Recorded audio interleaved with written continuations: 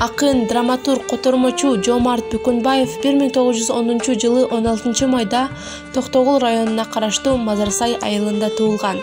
Москвада журналисттердин коммунисттик институтунда окуйт.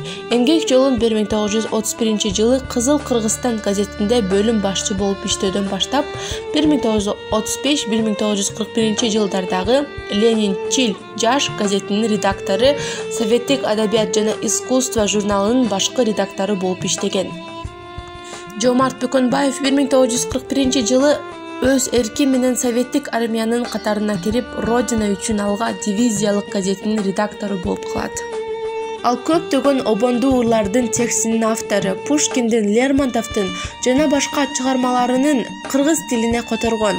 Ардак белгиси ордени менен сыйланган. Манас эпосунун сюжети боюнча фильм тартууга даярдык көрүп жатканда, кызмат иш сапары учурунда Жомарт Бөкөнбаев күтүүсүз каза болгон.